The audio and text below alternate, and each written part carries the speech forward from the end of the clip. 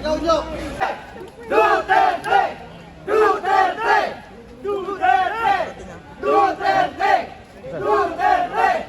Duterte! Duterte! Duterte! Babae naman, babae naman. Oh, wala na kayo magsigaw, ha? Diyan, diyan. Girls lang, girls lang kayo.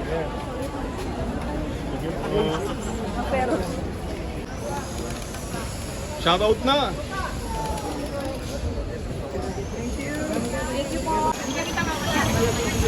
Muna, program muna.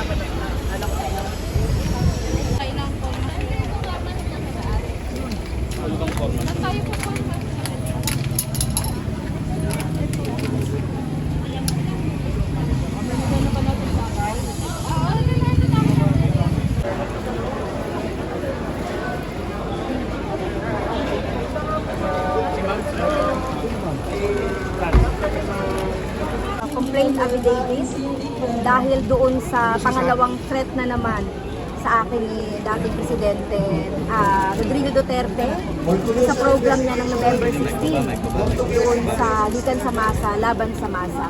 So ano ba yung ina-expect natin? So sana nandito siya, no, para ma-face niya or maano niya yung kaso, no, makita niya at makapag-submit siya personally nung kanyang counter affidavit. So may sinasabi siya, magpapakulong na lang daw siya, ma'am, kaysa humarap. Well, sundin nilang niya yung tamang proseso ng hustisya sa ating bansa. Dahil sa ganong statement niya, parang hindi siya sumusunod sa hustisya. Kagaya ng ginawa niya doon sa mga biktima ng extrajudicial killings sa war on drugs niya. Ma'am, disappointed ka pag hindi siya dumating ngayon? Humarap siya. Siyempre, disappointed ako kapag hindi siya humarap kasi as a respondent, dapat hinaharap niya yung kaso niya. If in case dumating siya po, may plano ka bang i-approach siya, talk to him personally about the case?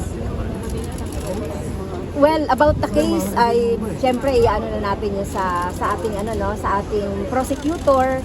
Pero as a former president, siyempre ako naman ay teacher, tayo ay pakikita naman natin yung respeto natin as a former president din sa kanya. So usually sinasabi kasi ni Duterte about France, hindi naman buong pangalan ninyo. You accept na Well, yun? mapapakita na yan doon sa buong video na isanabit namin for our testimony, and then yung aming supplemental complaint.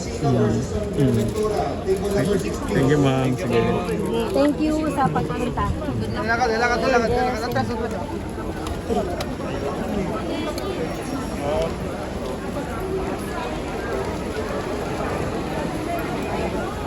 We stand with Teacher France!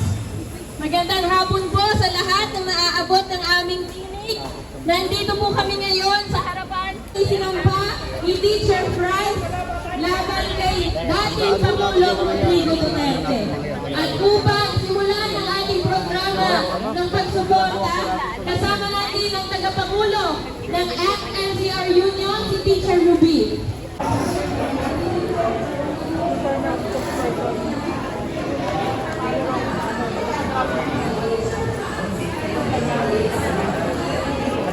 Naturang matematika, regional, division, maging sa international contest, siya po ay namamayagpag, bit-bit ang mga kabataan natin, inilalaban sa ibang lugar.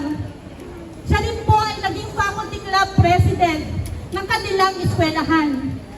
Maayos na muno sa loob ng ilang taon sa habang panahon, ng matagal ng panahong inilaan niya bilang faculty club president. Isa pa dyan, hindi lang iisa, hindi lang dalawa, daang teachers ang kanyang pinamunuan hanggang sa kasalukuyan. Tanim-tanim nila ang baong iniwan sa kanila ni Kong Franz bago siya nagsilbi bilang maging tinig ng kaguruan.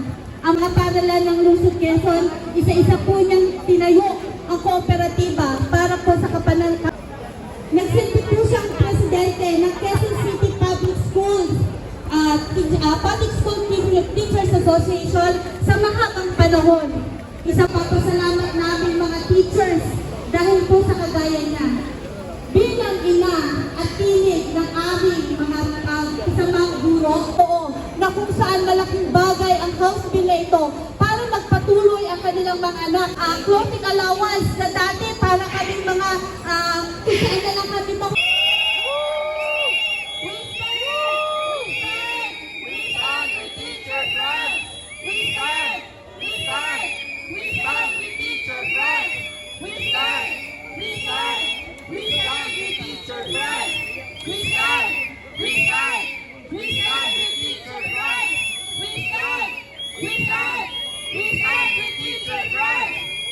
Congresswoman Franz Castro. Franz Castro ay isang empowered woman. Franz ay kasanggata kampi ng mga karaniwang guro upang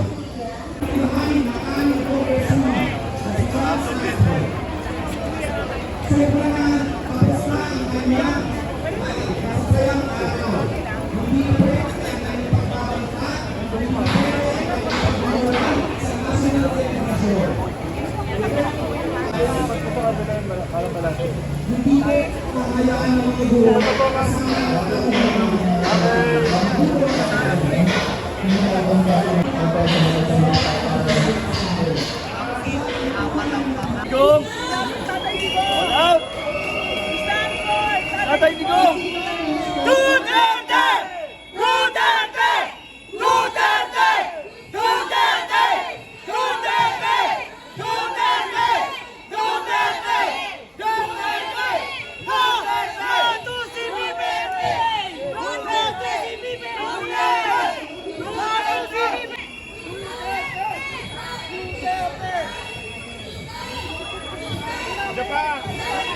Isang malakas pa, kuya. Mga 10 minutes. Isang malakas.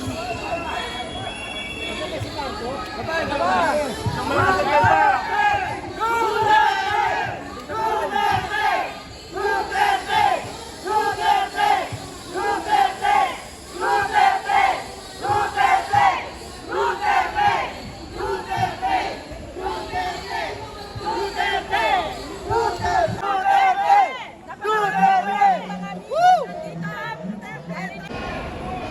At nabayanan natin kung talagang tutuparin ni Duterte na siya ay magpapakulong.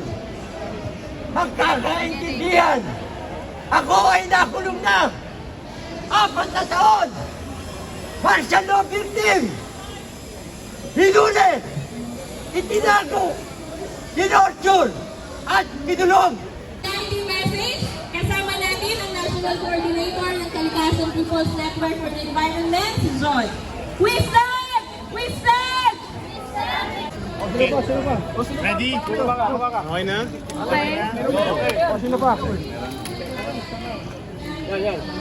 Guys, okay tayo guys. Alright, alam na. Kung ano pong nangyari? Well, nandoon yung dalawang council ni ex-president Duterte. At sinasabi nila, ina-allege nila na wala pa daw natanggap si ex-president Duterte ng subpoena at saka yung aking complaint. So wala pa daw siya natanggap. At ngayon tinanggap ng dalawang council yung yung complaint affidavit ko at saka yung supplemental complaint affidavit ko for today. Kasama na rin yung pagsasubmit nila ng entry of appearance. So, ang ibig sabihin, mag-aantay na naman tayo at ipinaspone yung December 11, December 15 ulit kami maghaharap. For December 15 for at the same time for preliminary investigation kasi yun lang yung yun yung time na dapat nilang sagutin. Nag-extend pa nga sila sana. Kaya lang may rule daw, sabi ng ating abogado na dapat ay pagka-receive ng complaint ay maximum of 10 days dapat ay masagot ito. Kasama complaint affidavit ninyo sa sasagutin nila, na-file yung supplemental. Pasokin mo muna. Attorney.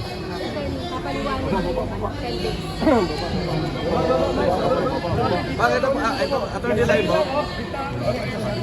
Sagutin ng respondent na si ex-president Rodrigo Duterte yung ipinasa namin today na supplemental complaint affidavit. Ano po naman nun? So, ang laman po nun ay yung another pagbabanta na naman sa akin noong November 16 na programa niya kasama si Buduloy. Ang sabi ko. Ma'am, do we know kung sino yung lawyers? Kasi ang intindi namin, dapat si former presidential spokesperson Harry Roque ang mag-represent sa kanya. Nabudol tayo. Hindi pala si Attorney Roque ang counsel.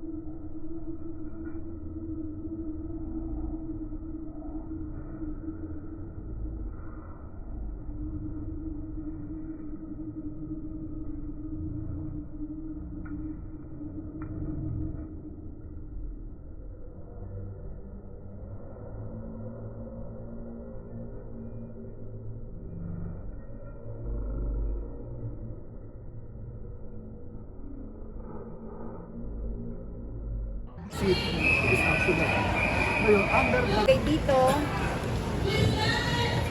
Kaya ikaw, France, how do you solve the problem now? Kaya yung statement ko yung komunista dapat patayin, kasali ka dapat. So, yun yung statement. Paano ina-argue na? Ay, sorry. Meron ba binanggit na Franz Castro? Well, ito na yung magpapatunay na pinutukoy ako mula pa dun sa unang complaint natin. So, mas lalo itong papatunay na ako yung kinukulit. At ang liyo nga, yung ganun po ba, titindig po ba yun? Lagi nga sinasabi nila, France I mean, paano ba sa korte yun, sir? Kung binigyan kayo ng korte ng complaint affidavit ng lahat, at ginangalanan ang Congresswoman Mas Castro sa earlier portion ng kanyang statement.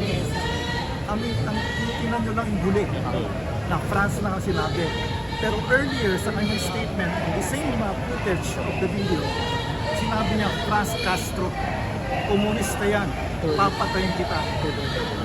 October 11. Okay, thank you. Bakit, ano na lang,